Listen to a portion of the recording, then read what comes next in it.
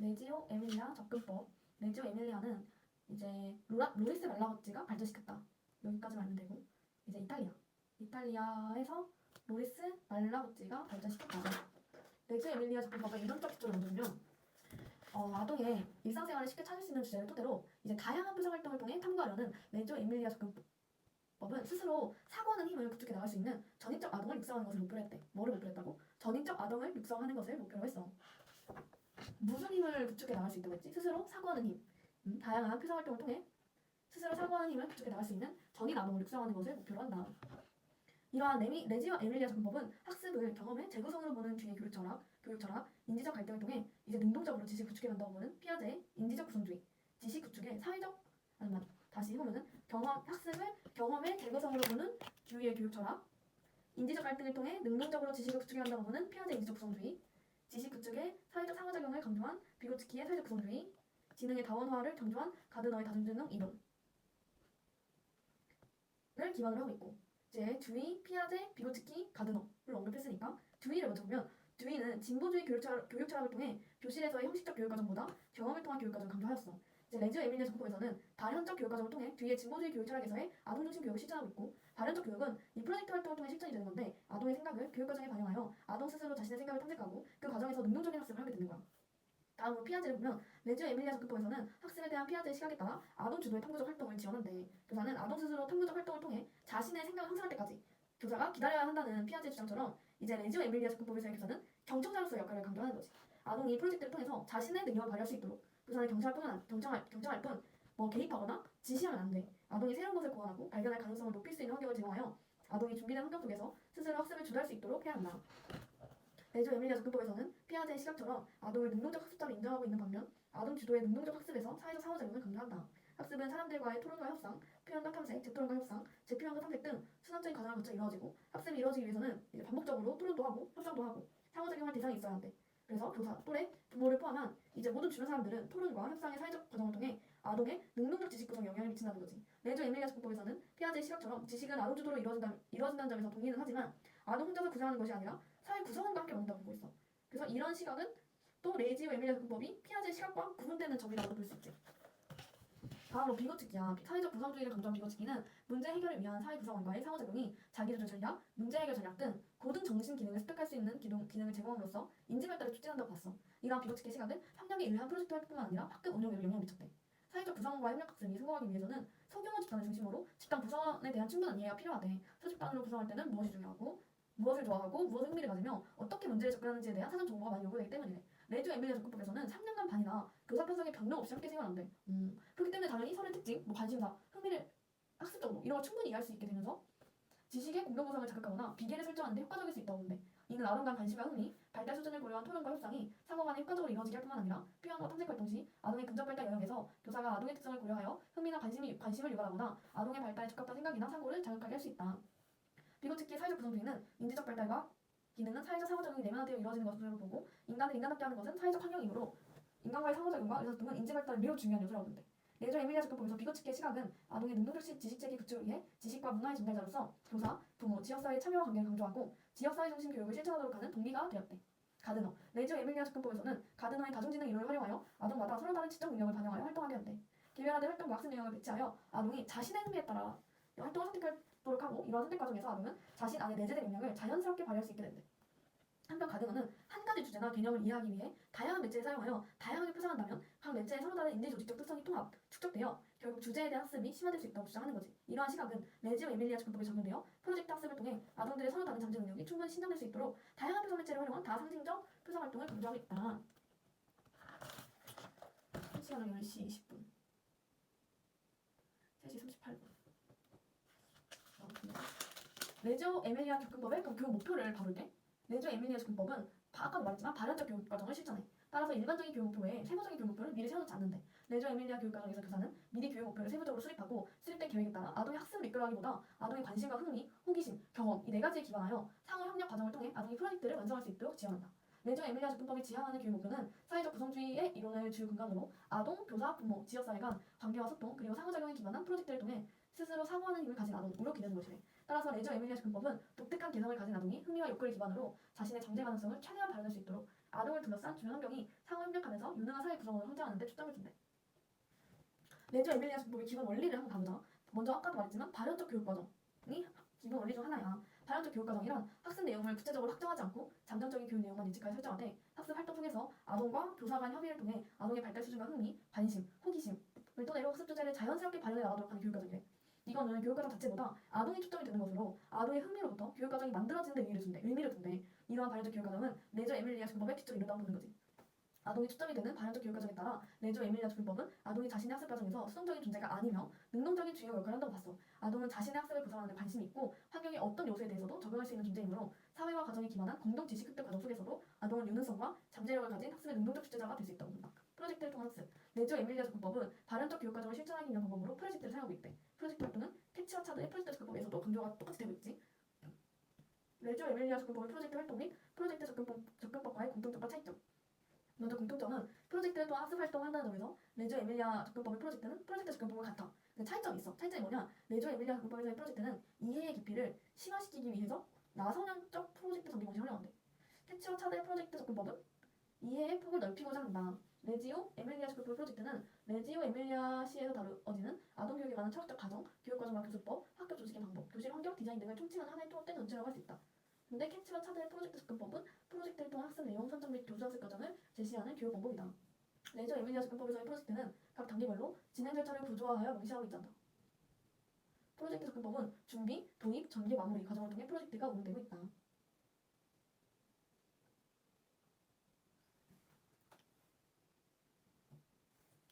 레저 에밀리아의 프로젝트는 학습을 극대화를 시키기 위해 5명 정도 수집단을 운영한대. 프로젝트 실시는 주제 정하기부터 시작되고 주제가 정해지면 아동들에게 주제에 대해 생각해볼 것을 권유하고 이제 주제에 흥미를 가질 수 있는 활동에 참여시키는 거지. 흥미를 유발할 수 있는 활동은 이제 아동이 영감을 가지고 프로젝트에 참여할 수 있는 것이어야 해. 새로운 생각과 아이디어를 가질 수 있도록 아동과 교사는 서로 질문하고 대답하며 의견을 제안하고 또 문제점을 토론하고 이처럼 교사도 아동과 함께 놀고 배울 수 있어야 한다는 것이지. 레저 에밀리아 접근법의 프로젝트는 구조화된 단계는 없어. 발현적 교육 과정이라서. 근데 프로젝트의 주제가 형성되면 주제 탐색 활동이 이루어지는 거야. 주제 탐색 활동은 뭐 그림, 사진, 뭐 동영상이라든지 쓰기 등 다양한 방법을 통해 기록이 될 수 있다. 기록은 다음 과정을 진행할 때 기억할 수 있는 단서가 되며 추후 같은 주제를 나선형적 방법으로 다시 다룰 때 심도 있게 다루도록 하는 기초 자료가 된대.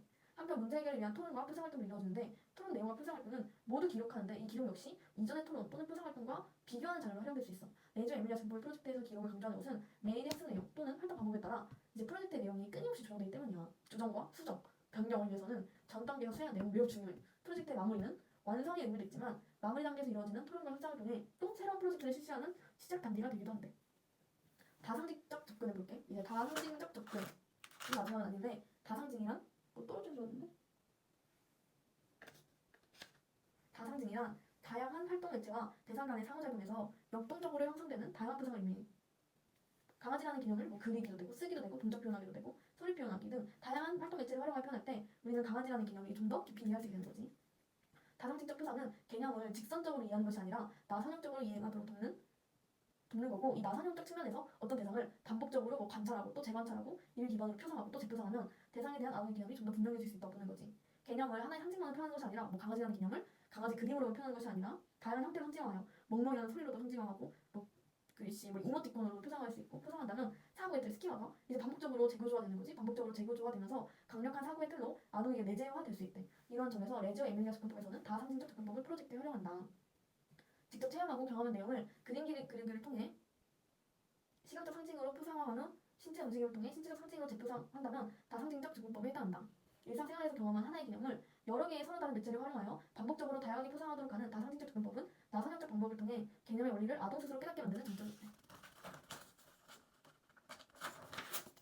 다상징적 접근에 이어서 계속 보면 이제 다상징적 접근에 의해 상징순환, 사이클 오브 심볼로 이루어진대. 일정 기간 한 가지 주제를 가지고 포위하고 그림 그리고 조사하고 또 그리고 탐색하고 또 그리고 이 과정을 거치면서 아동은 자연스럽게 알고자 하는 내용을 표상하고 재표상하고 지적표상을 나가는 거지. 이 과정을 상징순환이라고 한대. 상징순환은 모든 아동에게 동일한 순서로 나타나는 것은 아니래. 뭐 어떤 아동은 재표상의 상징순환을 통해 개념이 형성되고 어떤 아동은 재표상의 상징순환이 필요할 수 있대. 각 주제의 특성, 상황에 따라 상징순환은 짧아질 수도 있고 길어질 수도 있대. 상징순환이 다상징적 접근에서 중요한 것은 아동이 한 가지 주제에 대해 다각도로 탐색하고 조사하도록 돕기 때문이다. 한 가지 상징체계로 표상할 때 발견되지 않은 개념들임에도 다양한 표상순환을 사용하여 다각도의 상징체계로 표상할 경우 아는 것들 사이에 일관성이 형성되면서 이해 수준을 향상시키는 점에서 상징순환은 다상징적 접근을 지향하는 프로젝트에서 중요하게 다뤄진다.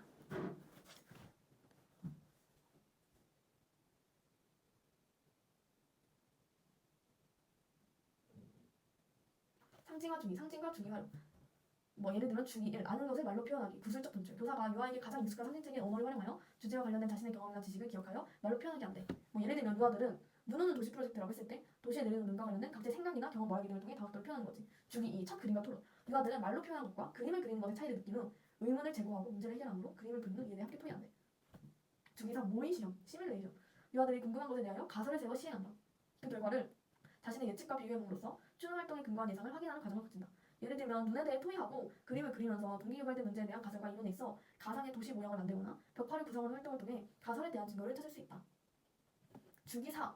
그림을 통한 개념 정리하기. 그림을 대체물로서 이용하는 단계에 모의 시험해본 것을 그림으로 표현하고 가상의 활동을 해보면서 계획하고 토의한 내용을 그림으로 표상, 예측, 비교하면서 새로운 문제와 가설을 갖게 된다. 주기 5. 실제 경험하기. 경험. 실제로 관찰하거나 관련 활동을 해보는 과정을 가진다.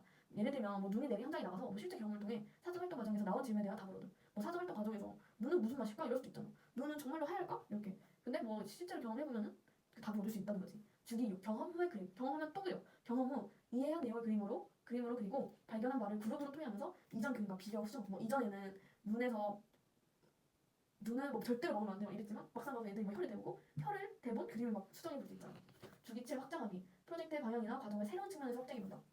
실제 경험에서 직접 관찰할 수 없는 것, 소리는 눈 오는 소리 이런 거를 관찰할 수 없는 것을 시각적으로 표상하여 유아 내부의 주관적 관찰과 객관적 현실을 연결시킨다. 눈치 오는 소리, 눈이를 거는 소리 등을 녹음하여 유아들에게 들려주고 무슨 소리인지 이야기하도록 한 다음 그림으로 표상해보게 한다. 주기 8은 이제 심화하기. 유아들이 수행하는 프로젝트 과정에서 특정 현상이나 내용에 대하여 심층적으로 관찰하거나 연구해보는 거예요. 예를 들면 눈송이를 관찰 표상하여 성장 과정에 대해 비디오를 시청한 후 다시 재표정하고 비교 토론. 눈송이가 어떻게 생기는지. 주기 9. 발전된 확장과 심화하기. 더 많은 확장과 심화가 되는 거야. 이제 프로젝트를 더 확장해서 무엇을 알고 싶은지에 대해 토의한다. 다음 프로젝트 주제를 선정하는 데 도움이 돼.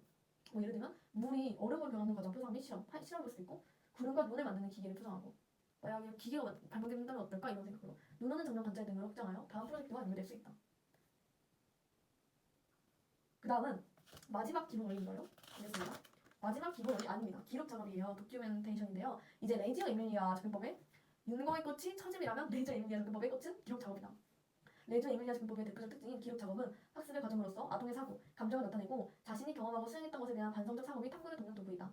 레지오 에밀리아 접근법에서 기록 작업은 학습의 가시화, 그냥 가시화라는 게 시각적으로 할 수 있는 거, 가시화 작업이라고 할 만큼 학습 과정을 한눈에 확인할 수 있게 해준대. 기록 작업은 기록하기와 기록된 내용을 다른 사람과 공유하면서 대화하고 반성적 사고를 하는 과정으로 구분된다. 기록하기는 다양한 기록 도구를 사용하여 기록하는 것이다. 기록 작업은 종이와 연필부터 디지털 카메라, 녹음기, 비디오 카메라, 노트북 컴퓨터까지 다양한 수단이 활용된다. 상황이나 관찰 대상에 따라 기록의 수단은 융통성이 있으나 기록의 시작은 융통성 없이 항상 관찰에서 시작한다. 혼자 노는 것, 친구와 함께 노는 것, 소집단 안에서 프로젝트 활동을 하는 것 등 다양하다. 기록된 내용을 다른 사람과 공유하면서 대화하고 반성적 사고를 기록하는 과정은 기록된 내용의 분석을 토대로 다양한 사람들과 공유하면서 의사소통과 반성적 사고를 촉진하는 것이다. 이러한 과정 때문에 레지오 에밀리아 접근법에서는 기록 작업을 중요하게 다룬대. 기록 작업을 중요하게 다루는 이유를 살펴보면 다음과 같다. 의사소통과 반성적 사고를 촉진하는 기록 작업은 프로젝트 수행과 관련하여 재방문 결정의 단서가 된다. 기록 작업에 대한 다양한 해석과 성찰이 의사소통과 반성적 사고를 통해 이루어지는 가운데 재방문이 결정될 수 있다. 만약 아동이 해결하지 못했거나 아직 완성하지 못한 작업으로 인해 도움이 필요할 때 교사는 아동과 함께 진행 중인 프로젝트 수행 과정 가운데 재방문할 지점을 찾아야 한다. 이때 이전 경험에 대한 기록 작업은 재방문할 지점을 효과적으로 찾는 데 도움이 된다.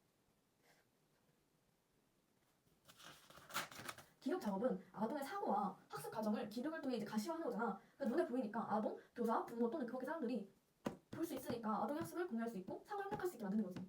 또 세 번째로 기록 작업은 교육 과정의 유지하는 근원이 되고 변경하게 되기도 하고 통합시키기도 하고 조율도 이끄는 이 모든 것의 근원이 된대. 교사는 아동의 입장과 시각에서 아동의 생각이나 아이디어 또는 경험을 기록해주고 기록한 것에 대해 아동과 상호작용, 너가 이걸 이렇게 했잖아, 이렇게 했다 했지, 예전에 딸기 집중감도 있다 했지, 상호작용하며 의견 나누기를 실시한다. 이러한 과정을 통해 아동의 아이디어와 경험을 되살려보기도 하며 해당 주제에 관한 활동을 아동이 계속 해나갈 건지 변화시켜 나갈 건지 존경할지에 대해 생각하거나 새로운 아이디어를 얻게 된다. 네 번째로 기록 작업은 동료 교사들이나 부모와 함께 아동의 생각과 경험에 대해 논의할 수 있는 수단이 된대. 경찰의 기반으로 기록된 내용은 교사의 가설, A 요한은 공간 지경이 우수하네요 라는 가설에 따라 정리할 수도 있고 정리하는 과정에서 부모나 동료 교사들과 협력할 수 있대. 특히 동료 교사들과의 논의는 논의를 하거나 토론을 하면 이 아동의 행동이나 사고를 깊이 있게 이해하는 바탕이 되고 가설에 따른 교사의 기록 정리를 보다 구체적으로 전도하는 데 도움이 된다는 거지.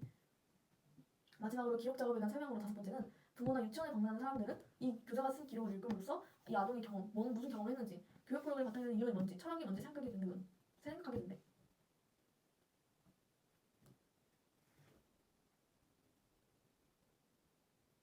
부모나 유치원에 방문하는 사람들은 기록을 읽음으로써 아동들의 경험과 교육 프로그램에 바탕이 되는 이론이나 철학을 생각하게 된다.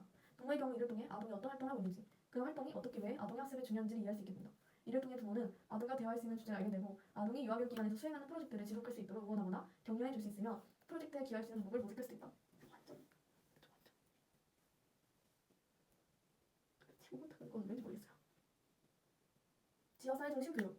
1964년 이제 레지오 에밀리아 시에 유치원이 설립된 이래 이제 레지오 에밀리아 유치원은 지역사회를 중심으로 운영이 됐대. 지역사회가 체계성을 갖추고 교육에 참여하는 것은 레지오 에밀리아 접근법의 독특한 특징이래. 지역사회 중심 운영체제에 의해 관리되는 레지오 에밀리아 지역 유아교육기관은 이사회가 중심이 된대. 이사회는 입학, 교육비를 결정하거나 새로운 유아교육기관이나 센터 건립 여부, 건립할 건지 말 건지 여부 결정하는 게 이사회의 역할이고 뭐 이러한 결정 여부는 아동과 부모의 요구, 교사의 의견, 지역사회 가치 등을 모두 고려하여 이루어진대. 2년마다 이제 부모, 교육자, 지역 주민들은 유아교육기관의 대표와 이사회 대표자를 뽑고 이사회는 각 유아교육기관마다 구성되며 자원봉사를 운영하는데 입학과 교육비 결정에 이제 부모의 의견이 있을 거냐. 부모의 의견 결정하거나 뭐 구축이 있거나 그런 걸 처리하거나 이제 뭐 놀이터에 페인트 새로 칠할지 이런 것까지 다양한 사업이 이사회를 통해서 이루어진다는 거지. 지역사회 중심 교육은 이제 레지오 에밀리아 접근법에서 강조하는 참여와 관계에 기반한 교육을 발전시키는 토대가 된대. 그래서 아까 말라고찌가 이거 발전시킨 사람이라 했잖아. 말라고찌는 아동과 아동, 아동과 교사, 아동과 부모, 아동과 지역 주민과의 상호작용을 토대로 아동은 지식의 공동성에 의한 협력학습과 스스로에 의한 지식 구성인 자기학습을 이뤄간다고 봤다. 교육의 공간은 유아교육기관뿐만 아니라 지역사회 전체 힘으로 교사, 부모, 지역사회 주민 모두는 아동의 교육에 참여해야 한대. 왜냐면은 교육의 공간이 지역사회 전체이기 때문에. 그리고 아동이 상호작용과 의사소통을 토대로 능동적으로 새로운 지식과 경험을 구생하는데 지역사회가 도움도 줘야 돼. 이처럼 레지오 에밀리아 접근법에서는 참여와 관계에 기반한 교육을 강조하는 것은 이렇게 지역사회 중심 교육이 시 전체로 이루어지기 때문이에요. 대단하지? 마지막 레지오 에밀리아 접근법의 기본기는 협동교수. 레지오 에밀리아 접근법에서는 이제 아동과 탐구 공동체뿐만 아니라 교사가 탐구 공동체를 강조하는데 뭐 한 반은 2명의 교사가 한 팀이 되어 협동교수를 하고 2명의 교사가 협동교수 회의는 일과 시작 전에 하고 뭐 필요에 따라서도 이루어질 수 있대. 유아교육기관에 상주하는 교육주정자가 있고 페다고지스타, 비상근 교사인 미술 전담교사, 아틀리에스타가 공동 참여하는 협동교수회의는 누가 참여한다고? 교육주정자, 미술 전담교사. 정기적으로 이루어진대. 정기적인 협동교수회의에서는 토론과 논의를 통해 전체 아이디어나 새 아이디어를 검토하거나 아이디어를 확장시키는 작업을 한다. 협동교수회의는 누가 참여한다고? 교육주정자랑 미술 전담교사. 협동교수회의는 얘 부모도 참여하는데 부모는 이사회를 조직하여 협동교수회의에 참석해 아동의 프로젝트를 이해하고 발전시키는 데 도움을 주거나 프로젝트 진행에 필요한 지원과 협력을 제공하는 등 협동교수의 일원으로 역할을 자격을 가진다. 협동교수회의가 필요한 것은 아동의 프로젝트에 대한 교사의 해석과 가설 또는 의문점을 해결하기 위해서이다.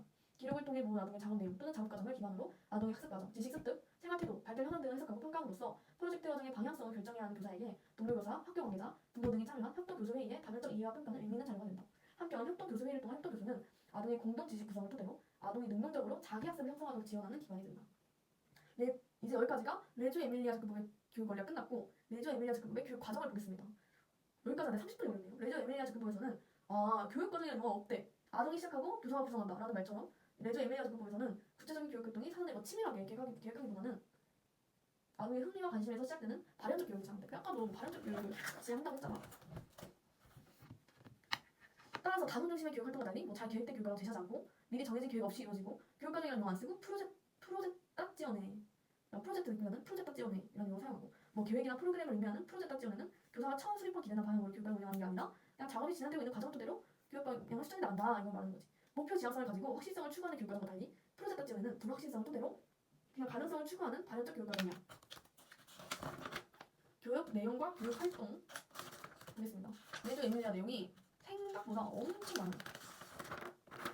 교육 내용. 그러니까 레지오 에밀리아 접근법을 시행할 때 무슨 교육 내용을 가르치고 무슨 교육 활동을 하는지 대해서 알아볼 수 있어요. 첫 번째로 주제 탐구를 한답니다. 레지오 에밀리아 접근법은 아까 말했잖아. 발현적 교육 과정이야. 그래서 발현적 모델에 기초하여 교육 과정을 운영한다.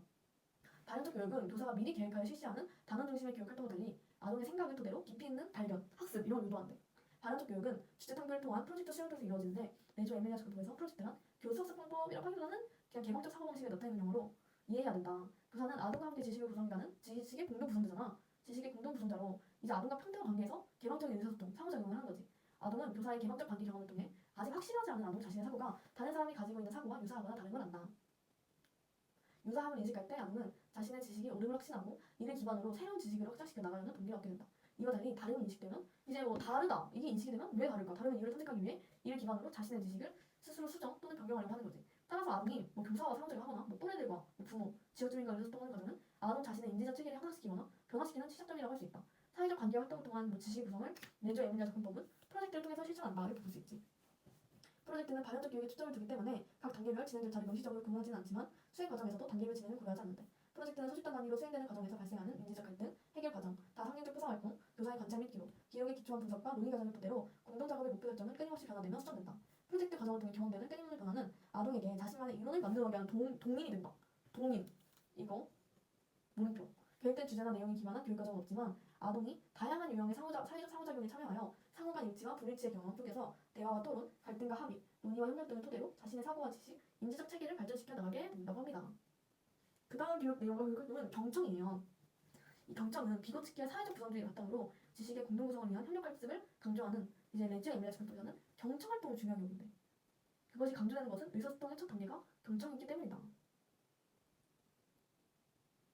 지식의 공동 구성의 기본은 경청까지를 물 마셔볼게요. 그것이 강조되는 것은 의사소통 첫 단계가 경청이기 때문이고 지식의 공동 구성의 기본은 의사소통, 그치, 상호교류, 또래, 교사, 부모, 지역주민 이렇게 관계 맺기를 통한 참여 활동에서 가장 먼저 요구되는 게 상대방의 이야기에 귀를 기울이는 거죠. 타인의 말이 공정할 때 이야기 내용에 적합한 의사소통이 가능해지고 그에 맞는 말을 또 하기 때문에 주의 깊게 듣는다는 것은 상호교류 의사의 적극적 표시이다.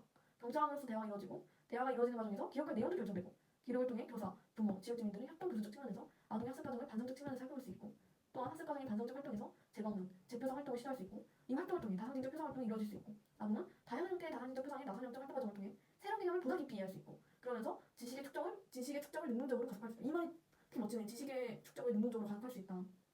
그러면은 그것도 경청이야. 궁극적으로 레저 에밀리아 작품에서 추구하는 교사 활동의 모든 시작은 경청이다라고 볼 수 있는 것입니다.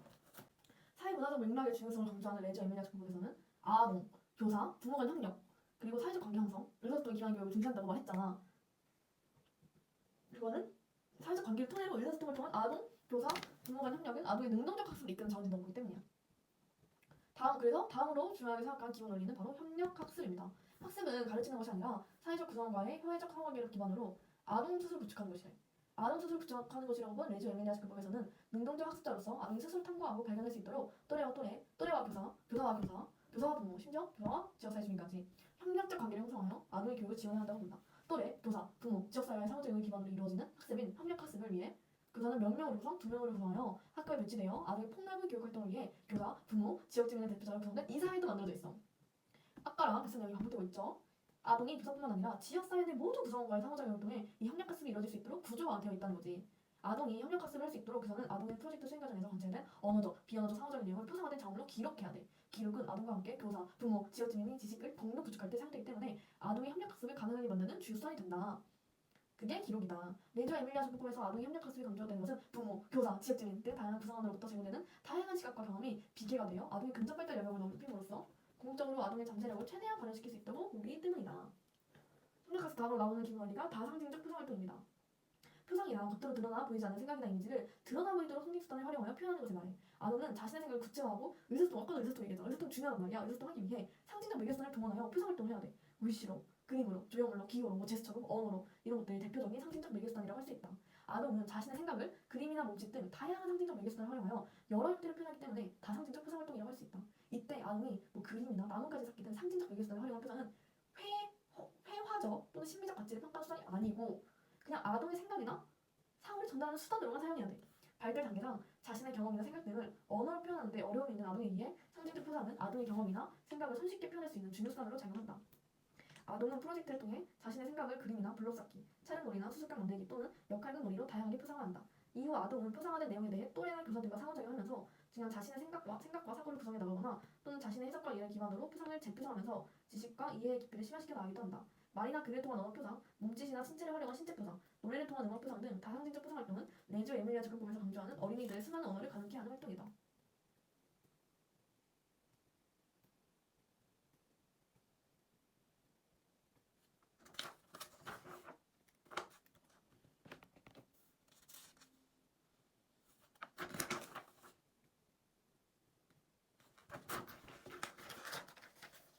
전시를 보겠습니다. 이그지비션 보겠습니다. 레저 에밀리아 작품에서 전시는 중요한 교육 활동 중 하나죠. 왜냐하면 항상 프로젝트 작품이라든지 이런 것들도 전시를 마지막에 합니다. 주제 탐구를 위한 프로젝트의 교육 활동 기록은 이제 전시로 이어진다.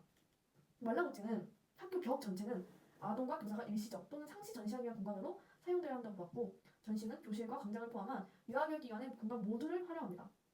아동은 자신이 참여했던 프로젝트의 사진이나 그림, 진술이나 의문점이 기록된 글들이 전시되었다는 것만으로도 성취감을 경험하게 되는데 그러나 더 중요한 게 있어. 이 전시된 결과물을 통해 자신의 표현 방식과 바른 방식도 학습할 수 있고 차이점을 토대로 호기심과 궁금증을 해결하기 위한 새로운 프로젝트 프로젝트를 생각하기도 해. 한편 전시는 이제 부모들이 보면은 아동의 활동을 이해할 수도 있고 이제 아동의 발달에 대한 인지 정도, 애는 이 나이 때는 이 정도밖에 못 그리는 게 맞구나, 이렇게 발달에 대한 인지 정도와 수용 역량, 이렇게 그려도 칭찬해줘야겠다. 수용 역량을 높이며 유아교육 기관의 교수 방법이나 교육 과정에 대한 이해도를 제고할 수 있는 기회를 준다. 전시의 결과물은 이제 그거 보면은 부모와 아동이 대화할 수 있잖아. 대화하거나 그리고 교사랑도 의사소통할 수 있는 단서가 되잖아. 그리고 부모와 유아교육 기관이 발전적 협력 관계를 구축할 수 있는 기회도 제공한대. 전시는 기록의 또 다른 수단일 수도 있지만 프로젝트 성과에 대한 평가 과정이기도 한다고 나와 있어. 아동과 아동, 아동과 교사, 아동과 부모, 아동과 지역 주민, 교사와 부모, 교사와 지역 주민, 부모와 지역 주민 간 의사소통 과정 속에서 프로젝트에 대한 논의와 토론, 비평 내용은 다양한 관점을 형성하는 자료가 되어 피드백을 통해 다음 프로젝트를 계획하거나 수행할 수 있는 기초가 된다. 교사학습에서의 교사 역할. 레조 에밀리아 적용법에서는 아동의 또래, 교사, 부모, 그리고 지역사회와의 협력학습을 강조한다. 따라서 레조 에밀리아 적용법에서 교사 역할은 학교 내 교사뿐만 아니라 아동의 협력학습에 참여하는 사람들의 역할도 포함하여 설명한대. 교사는 레조 에밀리아 적용법에서 교사 역할은 다음과 같다. 기록자. 교사는 아동이 머릿속에 생각하고 있는 것, 가설하고 있는 것. 이제 교수학습에서의 교사 역할 볼게요. 먼저 이제 기록자. 아까 기록에 대해서 말을 안 했는데 교사는 아동이 머릿속에 생각하고 있는 게 뭔지, 이 아동이 가설하고 있는 게 뭔지, 뭐 탐색하고 있는 거, 발견한 거, 아동의 부모가 아동에 대해 생각하는 거, 지역사회 구성원이 아동과 함께 상호작용한 것, 교사 자신이 아동과 상호작용한 것 등 그냥 이 아동과 관련된 내용을 글이나 녹음, 영상 촬영 등 다양한 방법을 활용하여 기록을 하는 거야. 기록은 아동이 자신의 활동을 객관적으로 바라보고 단성적으로 생각할 수 있게 하는 단서가 된다. 기록을 통해 아동은 자신의 경험을 재방문하거나 자신의 가설을 재가설하거나 자신의 생각을 재표정할 수 있는 기회를 갖는다.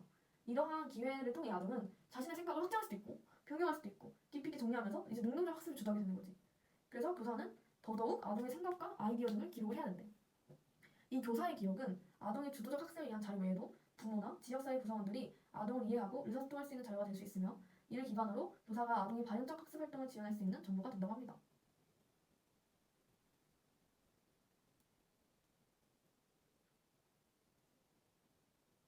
자, 다음으로 넘어가면은 이제 교사는 또 어떤 역할을 해야 되나? 협동 교수자 역할을 해야 됩니다. 이 레지오 에밀리아 접근법에서는 아동의 흥미나 관심을 기반으로 프로젝트가 진행될 수 있도록 이제 협력에 대한 말들이 많이 나왔잖아요. 협력 과정을 통해 아동의 프로젝트를 지원해야 된다. 교사가 뭐 동료 교사, 뭐 학교 관계자, 부모, 지역사회와 협력하여 이 프로젝트에서 표현하고자 하는 아동의 관심이 뭔지, 뭐 흥미, 뭔지 아이디어를 함께 이해하고 아동이 자신의 생각과 아이디어를 발전시킬 수 있도록 다 함께 의견을 나누거나 학습 환경을 조성할 수 있도록 한다. 아동의 학습과 교육은 교사뿐만 아니라 협동 교수자와의 협력에 의해 이루어진다고 보는 레지오 에밀리아 접근법에서는 아동을 담당하는 교사뿐만 아니라 동료 교사, 학교 관계자, 부모, 지역사회 구성원 간의 협동 교수를 통해 아동의 발현적 학습 활동이 지속될 수 있다고 본다.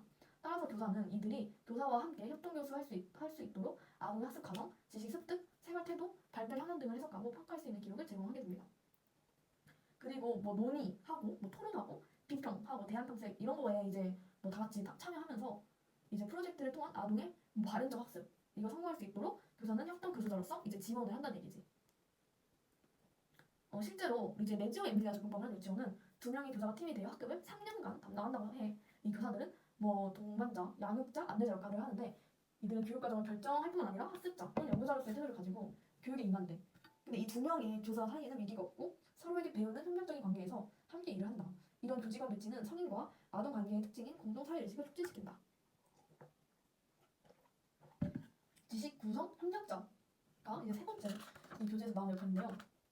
이제 레이지오 에밀리아 적용법에서 아까 이 말이 나왔었는데 이 5명 이하 소집단으로 진행되는 아동의 프로젝트는 이제 기존에 정해진 주제나 규정된 형식이 아닌 아동의 흥미와 관심에 따른 융통성 있게 운영된다는 거야. 이 아동이 주제를 정했잖아. 아동이 정한 주제에 대해 체계적인 경험이 구성이 나가야 하므로 교사는 다양한 사고 과정의 경험을 통해 아동의 주제를 해결할 수 있도록 이제 지원을 한다고 해.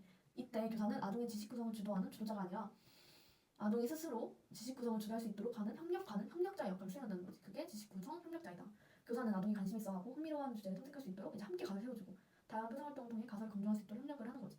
교사가 아동의 프로젝트를 지원하는 가장 큰 방법은 상호 교류에 의한 의사소통, 즉 대화래. 교사는 아동과의 대화를 통해 아동이 자신의 생각을 되돌아보고 반영적으로 생각할 수 있는 기회를 제공한다. 아동은 교사와의 대화를 통해 자신이 가진 생각을 되돌아보고 점검하는 경험을 하게 되며 이후 활동을 변경 또는 수정하거나 확장하는 등의 생각을 갖게 된다. 이러면 또 아동이 사고가 확장되고 엄청 좋은 이점을 가져다 주잖아. 이는 교사가 대화를 통해 아동의 생각이나 사고 확장을 촉진시키고 이를 통해 이제 지식 구성에 협력하고 있음. 교사도 아동도 지식 구성에 협력할 수 있음. 이걸 의미하는 거지. 아동이 스스로 지식을 구성해 나갈 수 있도록 지식 구성의 협력자로서 교사가 역할을 할 수 있는 것은 능동적 학습을 주도할 수 있는 유능한 존재로 아동을 인식하기 때문이래. 그러므로 교사는 아동과의 대화 속에서 아동의 이야기를 경청하고 의미와 질문을 파악하며 아동 스스로 자신의 생각과 아이디어를 다듬어 더욱 발전시키도록 도울 수 있다. 경청, 여기도 경청이 또 나오네요. 한편 동료교사들과 함께 교육에 관해 논의하고 부모에게 아동이 프로젝트를 통해 경험하는 것을 충분히 접할 수 있는 기회를 제공하여 부모도 아동의 지식 구성에 참여할 수 있도록 하네요. 다음 역할은 교육조정자야. 아까 내가 교육조정자를 다른 말로 페다고지스타라고 했던 게 기억날지 모르겠는데, 이제 페다고지스타로 불리는 교육조정자는 교육 시스템의 행정적, 기술적, 교육적, 사회적, 정치적 영역을 다 통합하는 역할을 하는 사람이야. 그래서 이 교육조정자의 특징은 시장이 임명하는, 뭐 천연시장이 임명하는 유아교육 장학관과 교육담당 팀 장학관의 감독화에 있대. 엄청 중요한 역할이네. 교육조정자들은 교육팀 안에서 각 교사들, 학교 교사들과 동등한 위치에서 협력하게 한대. 교육조정자들은 장학관과 일주일에 한 번씩 회의를 하고 아동 교육 체제 전체와 관련된 정책이나 문제점에 대해 논의를 한다. 교육조정자들은 다른 사람들과의 정보 교환을 통해 계속 변화하며 직업적으로 성장해 나간다. 시의 행정 담당 공무원들이나 문화단체, 과학단체 등에 속한 사람들을 대하며 그들이 제안하는 것을 통합하는 것도 교육조정자의 일이다. 또한 아동의 다양한 경험을 지지하고 통합하는 역할도 한다. 교육조정자의 역할. 교육조정자는 시정부의 정치적, 행정적 부서에 근무하는 사람들과 협력하여 그들의 관리 기능에 기여하며 교직원들의 직업적 발전과 교육에 대해서도 책임을 진대. 엄청 좋은 사람들이잖아. 각각의 교육조정자는 학교를 몇 군데씩 담당하며 교육 시스템 내의 업무를 분담한다. 자신이 담당한 학교에서는 모든 교직원들과 상호작용을 하면서 교육 시스템의 기본적인 철학이 유지되고 현장에서 실현되고 돕는다. 또한 이 학교 환경에 관한 부모와 교사의 요구도 파악한대. 그리고 또 건물을 보수하는 건축가와 논의하기도 한대. 따라서 교육조정자 역할은 교육 시스템을 운영하는 데 관여하는 모든 기관과 담당자 간의 조정과 협력을 이루는 것이 바로 뭐다? 교육조정자이다. 매우 바빠 보이는데요. 다음으로 미술 전담교사인 아뜰리에 스타를 보겠습니다. 아뜰리에 스타라고 불리는 미술 전담교사는 아동의 다양한 표정 활동을 지원하는 사람이래. 그래서 이제 교사가 프로젝트를 할 때 프로젝트 활동의 틀을 만들어야 될 거 아니야.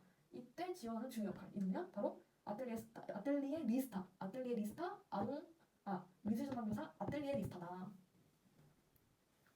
아동 교사와 함께 긴밀한 관계를 형성하고 이제 아뜰리에라는 곳에서 표상 활동을 통해 아동이 이제 발현적 활동을 계속할 수 있도록 지원을 하는 거지. 그래서 이제 이 역할은 아뜰리에 리스타가 마지막인데, 이 아뜰리에 리스타는 다양한 상징적 매체 수단을 활용하여 아동의 생각, 뭐 지식 이런 거를 어린이들의 수많은 언어인 다상징적 표상을 통해 표현할 수 있도록 한대. 교사와 협력해서 이제 아동의 경험에 대한 기록을 만들어내고 전시한다. 이거를 이제 아뜰리에 리스타가 같이 하는 거네. 근데 이 아뜰리에 리스타는 자격 요건이 있어. 바로 뭐냐? 이 미술 전담 교사가 되기 위한 뭐 특별한 자격 요건은 없는데 이제 주로 시각 미술 전공자여야 된대. 왜냐면은 아동이 이 미술 재료를 통해 학습하는 방법을 이해하고 있어야 되기 때문에. 다음으로 이제 레지오 에밀리아 접근법을 일과를 어떻게 구성해야 되냐, 이걸 볼 거야. 그래서 이 레지오 에밀리아 접근법을 할 때는 하루 일과가 종일제로 이루어진대. 근데 아까도 말했다시피 뭐 치밀하게 계획된 일과표는 작성하지 않고, 왜 교육과정이라는 말 자체가 없다 했잖아. 일과죠? 그냥 매일 반복적으로 일어나는 부분을 포함한 그냥 전반적인 일과만 계획을 하는 거지. 교사는 각 활동과 프로젝트에 소요될 것으로 예상되는 시간만 계획되고 그냥 한 30분 정도 하겠지? 이런 느낌으로 아동이 그때그때 활동에 몰입하는지 여부를 관찰하여 일과 진행에 관한 의사결정 자료로 사용한대. 레지오 에밀리아 접근법에서는 아동의 개인적 리듬과 시간 경과에 따라 그날의 일정이 결정된다.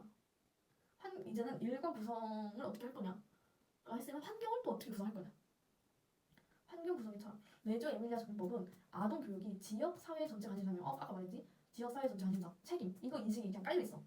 이제 유아교육 기관은 도시 계획에 일부러 통합되는 것이 이상적이야. 왜냐면 지역 사회에서 관리를 하니까. 유아교육 기관 간부의 신축이나 기축은 교육 조정자, 교사, 부모들이 건축과 긴밀히 이르는데 아마 이 부모들은 이사회겠죠. 학교에서 근무하는 사람들이 건물 건축의 모든 부분에 대한 의사결정에 다 참여해야 돼. 너무 좋다. 레지오 에밀리아 접근법에서 교육 공간은 제3의 교사로 간주된다. 교육 공간은 그 정도로 이제 왜 제3의 교사냐? 반의 교사가 2명 있다. 내가 볼 때는 그래서 제3의 교사 같아. 교육 공간은. 교육 공간은 아동이 다양한 의미의 경험을 할 수 있는 장소이기 때문이다. 아동의 프로젝트가 수행되고 프로젝트 과정에서 만들어진 작품들이 벽에 붙자까지 전시하지. 이러면서 아동 스스로 학습하고 발표에 나가도 했지. 뭐 바닥, 벽면의 2차원적 개념 탈피해 창의적 사고를 돕고 적극적인 사고적임을 통한 문제 해결 학습 활동이 관련될 수 있는 3차원적 공간을 교육 공간을 구성한다. 이건 무슨 말일까? 레지오 에밀리아 접근법의 교육자들은 공간을 사회적 상호작용, 뭐 탐색, 학습을 지원하는 그릇, 공간 자체를 그릇이라고 부르고, 공간이 교육적 메시지를 담고 있다. 공간이 교육적 메시지를 담고 있고 구성원과 상호작용 및 학습을 유도하는 자극제로도 충분하다. 공간 자체만으로도 교육적 내용을 가지고 있다. 이렇게 생각하는 거지. 그래서 제3의 교사인가 봐. 사회적 상호작용은 학습의 필수 요소이기 때문에 방금 말한 의사소통, 사회적 상호작용, 경청, 아동과 아동, 아동과 교사, 교사와 교사, 아동과 부모, 교사와 부모 등 다양한 집단의 상호작용이 이루어질 수 있도록 공간을 구성해야 돼. 이 사람들은 사회적 상호작용, 의사소통, 경청에 미쳐있기 때문에. 따라서 뭐 교실, 교무실에 포함한 내부 공간은 그냥 내부 공간은 광장이야. 피하자. 그냥 공개 공간이야. 향해 개방되는 배치하여 자연스러운 상호작용이 이루어질 수 있도록 하였다. 교실 공간은 상황에 맞추어 변형될 수 있도록 구성한다. 따라서 실험과 탐색의 프로젝트 과정 중 필요에 따라 공간을 계속적으로 변형하여 재설계할 수 있고 아동이 자유롭게 다른 교실에 다니며 다양한 체험을 할 수도 있다. 그리고 뭐 이제 심화된 학습을 위해서 심화된 학습을 해야겠다. 뭐 이런 생각을 교사가 하게 되면은 뭐 교실 공간 설계 구성해도 되고 교실 내 여러 공간을 뭐 통합해도 돼. 그러니까 이렇게 탄력성 있게 교사 나름대로 활용을 하면 됩니다. 그래서 이제 환경 구성할 때 두 가지 특성은 꼭 확보가 돼야 돼. 뭐냐 그게 순환성이랑 투명성인데 순환성은 모든 공간이 이제 자연적으로 매여 있어야 된다.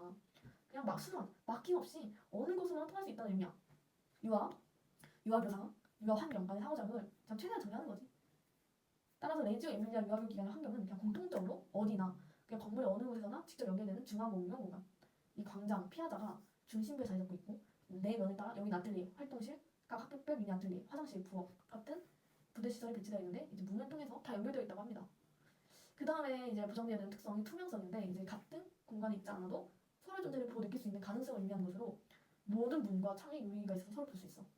가능한 자연색, 모든 종류의 빛, 뭐 자연 취향이라든지 형광등, 뭐 백열등 이런 거, 그리고 뭐 빛을 활용한 기구, 투심을 한등기, 슬라이드 프로젝트, 빛책상, 손전등 이걸 많이 활용해서 투명성의 원리 뭐 실천하고 있다고 합니다. 환경 구성을 볼까요? 교실이야, 교실. 이제 좀 세부적으로 보면은 교실, 광장, 아뜰리에 이렇게 세 군데 정도인데 왜냐면 아까 내면에 따라 이렇게 또 있잖아. 교실은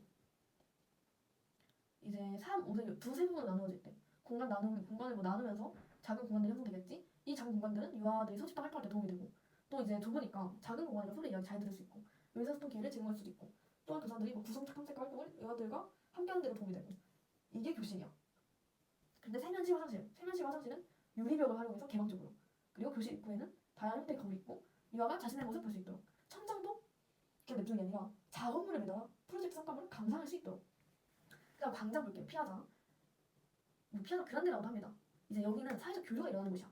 그래서 레저 에밀리아 시 자체의 역사 문화를 만들어가는 장소야. 사람들은 다양한 상호작용이 일어나는 도심의 중앙 광장처럼 아동 교육기관 건물 중앙에 광장을 배치한 거지. 그러니까 아까도 말했다시피 모든 교실이 중앙 광장에 연결되어 있잖아. 그러니까 당연히 자연스러운 만남이 이루어질 수밖에 없고 모든 연령의 아동이 상호 교류할 수 있도록 고안된 만남의 장소일 뿐만 아니라 소집단 활동 및 아동과 아동, 아동과 교사, 교사와 부모 등이 상호작용할 수 있는 공간이다. 또한 학교 내부의 장소를 연결하고 확장하는 공간으로 전시회, 발표회 등 다양한 활동도 이 광장에서 이루어진다고 합니다. 이제 마지막 공간이 아틀리에야. 아틀리에가 가장 궁금할 텐데 아까 다상층적 접근을 때 말했잖아. 이 프로젝트를 수행할 수 있는 공간이 바로 아틀리에. 그래서 이제 레저 에밀리아 접근하는 유아교육 기관은 다 이 아틀리에에 있어. 그래서 이 문자 중심 교육에서 벗어나서 뭐 그림 그리고 만들고 여기서 표상 활동 다양하게 경험할 수 있도록 하는 거고 그리고 상징적 언어와 결합되어 새로운 가능성도 창조해낼 수 있도록 하고 유아의 모든 활동이 기록도 되고 보관도 되는 공간이고 왜냐면은 이제 레저 에밀리아 접근법은 표현, 다상징적 표현, 막 표상 활동 이런 거 표현을 엄청 강조하잖아. 특히 언어적 표현 외에 다양한 의사소통 방식을 강조한다. 말라붙지는 이러한 믿음을 어린이들의 수많은 언어로 표현을 해. 창의성과 지적 능력의 관계에 대한 이러한 믿음에 따라 아틀리에 공간에서 미술 전담 교사가 다양한 형태와 방법으로 유아가 상징적 언어 표현할 수 있도록 지원하고 뭐 공용 아틀리에 외에 뭐 교실마다 작은 아틀리에 잘려있거든? 너무 귀엽지? 그래서 뭐 반별 활동도 할 수 있도록 그래서 이제 뭐 반별 활동으로 뭐 자유롭게 재료 선택해서 작품 만들 수도 있고 시간에 구애받지 않고 뭐 그림을 그릴 수도 있고 촬영으로 만들 수 있고 그래서 이 상징적 언어 표현 활동을 수행할 수 있다. 마지막으로 이제 레지오 에밀리아 접근법에서 부모 및 지역사회 관계는 어떠한 왜냐면 부모가 안 끼는 데가 없고 지역사회가 안 끼는 데가 없어. 그리고 지역사회가 너무너무 중요하잖아. 지역사회가 없으면 이 레지오 에밀리아도 없는 거야. 그래서 한번 부모 및 지역사회의 참여와 부모 참여의 형태를 마지막으로 보고 레지오 에밀리아 접근법을 마무리할게. 부모 및 지역사회 참여는 아까도 말했지만 완전 기본 베이스야. 교사나 뭐 교육 행정을 담당하는 사람들만의 일이 아니잖아. 이 유아와 관련된 모든 사람들의 공동 책임이 필요하다고 봤잖아. 그래서 아까도 말했다시피 뭐 타인의 말 그렇기 때문에 타인을 존중하는 거 중요하고 타인의 말도 수용하는 거 중요하고 평화롭고 건설적으로 공존하는 것 이상으로 그것을 추구하는 이 레저 에밀리아 접근법의 정신이 있어. 그래서 유아교육 기관이 부모가 자녀의 교육에 책임을 지도록 하고 부모에게 항상 기관을 기관해. 이 자녀의 교육에 대한 책임을 다하도록 그리고 활발한 상호작용을 통해서 이 적극적으로 학교 운영에 참여하도록 해. 그러니까 또 이사회가 이런 게 있는 거지. 부모 및 지역사회 참여를 증진시키기 위해서는 교사가 어떻게 해야 되냐. 아까 말했다시피 그래서 기록해라. 프로젝트 수행 과정을 기록하고 수행 과정에서 만들어진 다양한 결과물을 전시해라. 그래서 부모는 기록물 보고 전시물 보고 이제 이 아동의 학습과 발달을 이해할 수 있고 교사와도 협력할 수 있고 이런 부분을 가정에서 지도할까요? 이렇게 협력할 수 있고 아동의 학습을 지원할 수 있는 방법을 모색하고 공동 지식 구성을 위한 협동교사로 참여하게 된다. 부모 참여 형태. 부모는 협동교사로서 아동 교육에 참여합니다. 아까도 말했죠. 말라붙지는 아동에 관한 것과 아동을 위한 것. 이거는 사실 아동 자신도 알고 사실 나는 부모가 제일 잘한다고 보거든. 그러면 부모의 아동 교육 참여는 자연스러운 거고 필수적인 거다. 부모들이 학교 운영 위원으로 활동하거나 프로젝트 활동에 필요한 경우에는 자원하여 도움을 주기도 하고 부모들 간의 모임에 참석하여 관심사를 함께 논의하기도 한다. 또한 전시회, 발표회 등 행사 준비에 도움을 주거나 교사와 함께 교구를 만들고 학교 공간 재배치, 정원 가꾸기 등에 참여한다. 여기까지가 레저 에밀리아 조교법에 대한 이야기였습니다. 그 다음에 나온 게 자연 친화적 프로그램이거든요. 근데 이 자연 친화적 프로그램은 간단하게만 보면 돼. 뭐를 볼 거냐? 이제 자연 친화 그 필요성. 이제 현대 과학기술 시대를 살아가는 유아들이 자연과 공존하며 더불어 살아가는 태도를 지니도록 교육의 기회를 주는 일이 필요해. 그래서 자연 친화 교육을 해야 돼. 그러면은 자연 친화 교육 프로그램의 가치를 알아야 우리가 얘기할 거 아니야. 가치가 없으면 이걸 할 필요가 없잖아. 어떤 가치를 가지고 있냐? 첫 번째는 유아의 자연 친화적 태도의 개념 측면에서 가치가 있고, 두 번째로 후천적으로 형성되는 자연 친화적 태도도 있고, 그리고 다음으로 자연 친화 교육이 강조되는 이유들도 있어. 그리고 자연 친화적 교육을 유아기부터 해야 되는 이유 측면에서도 가치가 있대. 유아의 자연 친화적 태도 개념을 간단하게 설명하면은 영유아기는 자연 속에서 뛰어놀며 자연과 상호작용 등의 살아있는 것에 대한 경외심을 갖게 되는 시기래. 그리고 후천적으로 형성되는 자연 친화적 태도는 유아들이 갖게 되는 행동, 특성, 가치관, 자연에 대한 인식 등에서도 차이를 만들어낸다고 봅니다. 근데 자연 친화교육을 강조하는 이유가 중요해요. 그게 바로 뭐냐? 이거를 좀 자세히 볼 텐데 현대사회는 점차 자연 환경이 파괴되고 있을 뿐 아니라 유아가 자연을 접하고 인식하고 경험할 기회가 점차 줄어들고 있잖아. 이래서 유아에게 자연과의 만남 활동을 구체적으로 제공해줘야 돼. 자연을 경험하고 그 안에서 인간과 자연과의 중요성에 대해 알게 하며 자연과 공존하는 삶의 태도와 성향이 발달되도록 돕는 자연 친화 교육이 강조되고 있다. 자연 친화적 교육을 유아기부터 우리는 왜 해야 되냐? 자연과 공존하며 살아가기 위해서는 자연과 인간의 불가분적 관계를 어린 시절부터 체험하고 인식해야 된다. 왜냐? 어린 시절 획득한 자연에 대한 지식과 태도는 유아기뿐만 아니라 성인기까지도 지속되어 인간 생애 전체에 영향을 준다고 보는 거야. 즉 어릴 적 자연 체험 정도에 따라 가치관이나 행동 특성, 자연에 대한 인식 등에서 차이가 나타난다는 것이다. 따라서 현대의 유아교육은 자연을 학습의 장으로 삼아 적극적인 자연 친화 교육을 실시할 필요가 있다고 봅니다. 그래서 이제 자연 친화 교육 프로그램의 현장 적용을 위한 노력들이 있어요. 현장 그 노력 5개 보고 숲 유치원의 필요성 보고 산책 활동의 효과까지 보고 있다. 자연 친화 교육 프로그램 현장 적용을 위한 노력. 첫 번째가 친숙한 자연부터 점진적 접근. 두 번째가 무감각을 활용한 자연 탐색. 세 번째가 매체와 자연재료 제공. 넷째가 관련 교과와의 통합. 다섯째가 자연 체험의 다양한 방법이야. 근데 여기서 자연 체험의 다양한 방법이 가장 중요하거든. 위의 것들은 간단하게 볼게. 친숙한 자연부터 점진적 접근. 유아가 자연의 아름다움을 보다 구체적으로 인식하게 하고, 구체적이라는 말이 참 많이 나네. 삶 속에서 자연의 아름다움을 내면화하며 즐길 수 있도록 도와야 한다. 이를 위하여 교사는 유아가 친숙하게 느끼는 자연부터 접근할 수 있도록 안내해야 한다. 오감각을 활용한 자연 탐색. 이제 감각적으로 자연을 탐색해야 되고, 자연물 자체가 유아에게 감각 경험을 풍부하게 해줘. 그리고 또 상상도 불러일으켜주고, 보다 새롭고 독창적인 시각 이미지를 만들어내도록 또 해주고. 그래서 이제 유아가 자연물을 스스로 선택하고 오감각 활용하여 획득할 수 있도록 도와야 되고. 세 번째로 매체와 자연 재료를 제공해야 된다. 이제 자연물을 보도 효과적으로 탐색할 수 있는 매체들, 자연 재료들을 풍부하게 제공해줘야 되고. 네 번째가 관련 교과와의 통합인데, 이제 다른 교과들과 통합을 하면 아무래도 유아가 자연을 보다 능동적으로 탐색하고 경험할 수 있도록 지원해줄 수 있겠지. 마지막으로 중요하게 봐야 될 게 자연 체험의 다양한 방법이 있다는 거야. 첫 번째로 인근의 자연으로다가 체험한다. 인근의 자연이 바로 숲이라든지 텃밭이라든지 공원, 강가나 바다, 공원 등 자연 생태계가 살아있는 곳을 자연 체험장으로 선정하고 매일 변화를 느낄 수 있도록 해야 된대. 그래서 아니면은 논이나 밭을 활용하여 자연 체험을 한다. 매일 먹는 식당 위의 음식들과 쌀을 먹잖아. 논밭의 관계를 인식하고 그 안에서 자라는 곡식과 기생하는 곤충들, 우렁이 관찰하여 인간과 자연의 관계에 대해 생각하는 감성을 기르게 해야 돼. 세 번째로 유아 스스로 산책 장소를 결정하게 한 다음에 그냥 반복적으로 자연 체험을 하는 거야. 산책 장소는 유치원 내 활동과 유아의 호기심을 자연스럽게 연결해준다고 합니다. 그리고 이제 마지막으로 자연을 유치원 내에서 접할 수 있도록 해야 돼. 인공적인 놀이터, 모래놀이터, 조경용 나무 몇 그루가 전부인 맞아 대부분의 유치원에 소규모 꽃밭을 만든다든지 텃밭을 만든다든지 동물사육장 이런 걸 만들어주는 거지. 유아들에게 텃밭은 좋은 교육의 장이래. 텃밭 작물을 심고 가꾸고 재배하는 활동을 통해 계절과 날씨 변화도 알 수 있고 수확의 기쁨도 맛볼 수 있고 책임감, 얘를 식물을 안 죽이겠다는 책임감, 토끼 돌봄 이런 거 배울 수 있지. 그리고 이제 집짐승이라는 게 있는데 집짐승은 햄스터 말하는 거, 작은 곤충, 동물들 길러보는 경험 제공해야 된다고 하는데 글쎄요, 꼭 곤충을 돌봐야 할까요? 아무튼 종합해보자면 자연 체험의 대표적인 방법으로서 산책 활동은 유아가 자연에 대한 아름다움을 느끼고 함께 살아가는 동반자로 인식할 수 있도록 돕는다. 이를 위해서는 자연을 일상적으로 접하고 체험하는 산책 활동이 필요하다.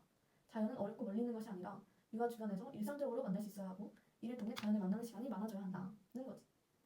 그래서 이 자연 친화 교육 프로그램 이용 중에 숲 유치원이라는 게 있거든. 숲 유치원이 왜 필요하냐? 이제 환경 감수성을 줄 수 있다는 거야. 환경 감수성을 기를 수 있다. 그럼 환경 감수성이 뭐냐? 온몸으로 이제 유아들이 자연을 체험하면서 숲 유치원이니까 자연 환경을 올바르게 감지할 수 있잖아. 그리고 자연에 대한 심리적 감상 능력도 기를 수 있어. 환경 친화적 태도도 기를 수 있어. 자연의 변화에 민감하게 반응할 수 있는 능력이 향상된다. 그러면서 이 환경의 아름다움이나 고통에 대해 공감하면서 감정을 이입하게 되고 그리고 환경의 변화에 민감하게 반응하는 이를 환경 감수성을 기를 수 있다는 거지.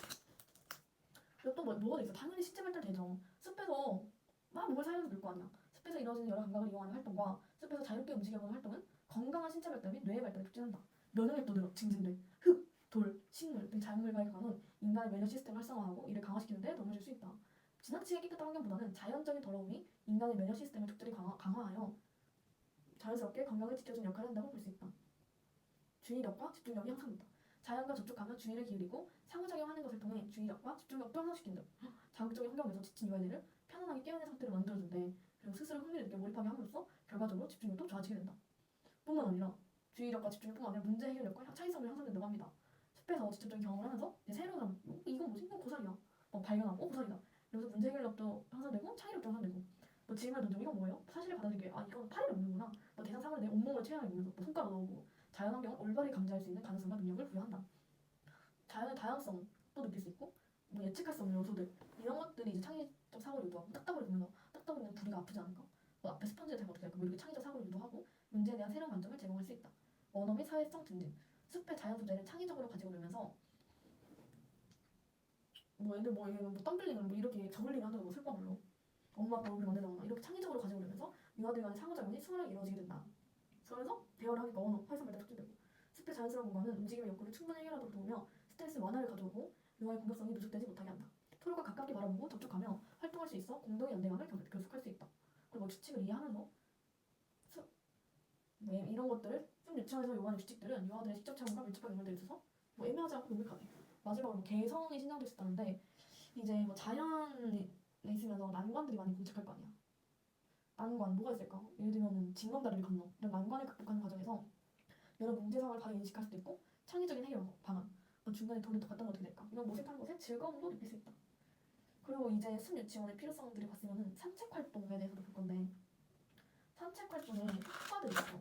유아는 모든 감각을 통해 자연을 만나고 느끼고 즐기면서 자연 안에서 뭔가 마음 건강하게 자라잖아.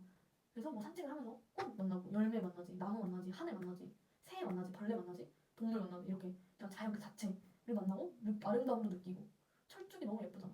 자연의 아름다움을 경험하는 것은 또 다른 아름다움을 느끼고 표현하는 토대가 되며 꽃이 오래가 살아서 너무 좋다 이렇게 또 다른 아름다움을 느끼고 표현하는 토대가 되며 심리적 태도의 기초가 된다.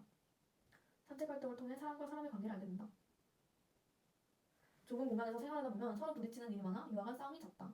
하지만 바깥으로 나가 넓은 공간에서 자유롭게 놀다 보면 싸웠던 유아와도 금방 친구가 되어 놀이하게 된다. 맞아. 힘든 유아 있을 때 서로 도움도 주고 지나가다 동네 사람들 만나면 인사드릴 수 있게 안녕하세요 이렇게. 그래서 산책하면서 배를 알게 되고 나 힘들어 천천히 걷자면 천천히 걸어줄 수 있는 거잖아. 그래서 배려도 배우고 사이좋게 주고 안녕하세요 이렇게 동네 사람 만나면 인사를 하는 사이적 교훈도 배우고 사람 간의 관계 저기는 가족들이 지나가는구나 엄마 바나나 길 안고 있네 이렇게 사람 간의 관계에 대해서도 알게 되고 이렇게 사람에 대해서도 알게 되고 자연에 대해서도 알게 되고 사람과 자연의 관계에서도 알게 되고 흙에 지렁이들 보고 흙에 산 생물을 생각하면서 지렁이다 사니까 쓰레기를 주워야겠다 아니면 작은 맵둥이 다시 풀어줘야겠다 왜냐면 얘네들은 자연이 집이니까 이런 거를 자연의 입장에서 이제 생각을 하는 거지. 그리고 인간들이 자연을 돌봐주고 자연도 인간을 돌봐주고 이렇게 인간과 자연의 돌봄의 관계도 생각해 볼 수 있고 그러면서 자연은 정말 아름다운 곳이구나 이렇게 감탄할 수도 있게 되는 거지. 그래서 산책 활동이 현대 과학기술 시대 살아가는 애들한테 너무 중요해. 산책을 해야 이 자연과 공존하며 더불어 살아가는 태도를 형성하도록 도울 수 있어. 그래서 유아는 자신의 주변 생활에서 자연을 일상적으로 접하고 아름다움을 느끼며 관계를 맺는 이 산책 활동을 해야 합니다. 그래서 사례가 있는데요. 이 사례를 읽어보면 자연 친화 교육은 인간 중심의 가치관으로는 더 이상 발전적 미래 모습을 기대할 수 없다는 패러다임이 이제 등장하였다. 자연 친화 교육은 유아의 전인적 발달과 더불어 자연을 동반자로 인식하는 삶의 태도와 실천 능력을 기를 수 있다. 즉 자연의 가치를 깨닫고 인간이 자연의 구성원임을 인식하기 위한 자연과의 일상화적 만남이 필요하다. 그래서 아이들은 매일매일 산책을 시켜주는 게 매일 중요합니다. 자연을 동반자로 인식할 수 있다. 실외 자연 체험 활동도 해줘야 돼. 이제 옷광을 활용해서 보통 애들이 자연 관찰 많이 하고 산책을 지속하면은 이제 애들이 관찰력이 섬세해지는 거지.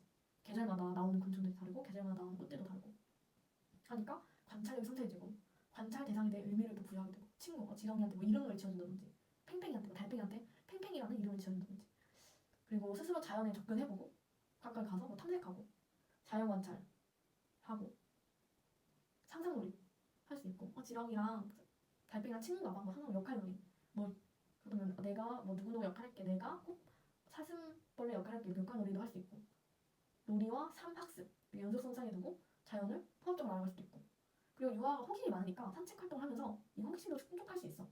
같은 장소라도 매일 모습 다르지. 왜냐면 구름도 다르고 노을도 다르고 하니까. 그리고 막 어제는 문을 안 씹었는데 오늘은 모내기를 했어. 그러면 또 다르고 하니까 매일 다른 모습도 다르고 매일 향기도 달라. 그래서 새로운 자극을 느낄 수 있고 새로운 모습을 나타낼 수 있는 변화무쌍한 자연을 경험할 수 있다. 그리고 이제 개방된 공간에서 산책을 하는 거기 때문에 뭐 계절, 날씨, 장소에 따라 다양한 감각 제공할 수 있고 그리고 산책을 하다가 뭐 걷으면서도 할 수 있지만 갑자기 뛸 수도 있잖아. 그리고 갑자기 달릴 수도 있고 이런 거는 대근육 활동도 기본 운동 능력 향상될 수 있고 그리고 다양한 상황에 뭐 예를 들면 강아지가 지나간다던가 엄청 큰 개가 지나간다던가 자전거를 타고 간 사람이 지나간다던가 이렇게 다양한 상황에 본격적으로 노출되면서 안전대처 개가 있을 때 도로 자전거 올 때 피해주고 자전거 띵띵 소리 나면 피해야 되는구나 이걸 알고 그러면서 안전 대처 능력도 향상시킬 수 있고 그리고 유아는 환상적인 것을 즐기기 때문에 이제 산책은 이 환상을 현실화할 수 있는 최고의 매체래. 그 산책이 얼마나 중요하겠어. 이 환상을 현실화할 수 있는 최고의 매체라는데 그 자연의 놀잇감은 유아들 스스로 만들어갈 수 있어. 왜냐면 나무를 돌릴 수도 있고 이렇게 이파리를 찌를 수도 있잖아. 그래서 유아 스스로 만들어갈 수 있어. 무한한 상상력을 촉진시키고 왕성한 창조 충동 유아들 가지고 있는 이것도 충족시키고 내면화된 자주적인 힘을 길러준다. 그래서 산책 활동은 유아가 온몸으로 자연과 놀이하며 전인적 발달을 하는 과정이래. 유아는 산책을 통해 자연과 만나며 지속적인 상호작용을 통해 의미 있는 삶의 과정을 경험한다. 유아는 주변 세계와 관계를 맺으며 자연과 공존하는 삶을 사는 구성을 확장한다. 이렇게 해서 3분이 남았는데 3분 동안 뭐를 할 거냐? 일단 토너 매니어 프로그램의 엄청 많아. 유의점을 한번 볼까? 유의점. 큰 부분들만. 산책 활동을 할 때는 예상하지 못한 사건과 발견의 과정이 일어난다. 이게 장점이기도 하고 유의점이네. 그럼 이거를 어떻게 해야 되냐? 우연히 만나게 되는 자연물, 비, 눈 등 자연 현상으로 변화한 땅의 모습. 그렇지? 뭐 비 온 뒤에 땅이 또 다르고 지벅지벅하지만 또 붙잖아. 또 갈라지고 이렇게 변화한 땅의 모습. 계절에 따른 자연 현상. 트럼프를 찾다가 악이 생겼다. 이런 거는 새로운 만남을 제공한다. 이런 새로운 만남이 발현적 교육 과정으로 이끌리기도 하지만 때로는 위험한 상황에 처하기도 해. 뭐 진흙에 빠지면 발이 안 빠질 수도 있으니까. 그리고 넘어지면 뭐 진흙일 때 넘어지면 옷에 진흙 다 묻고. 그래서 이렇게 자연에 대한 긍정적인 태도를 형성할 수도 있지만 부정적인 것도 형성할 수 있잖아. 진흙에 묻으면 담배가 싫어질 수도 있잖아.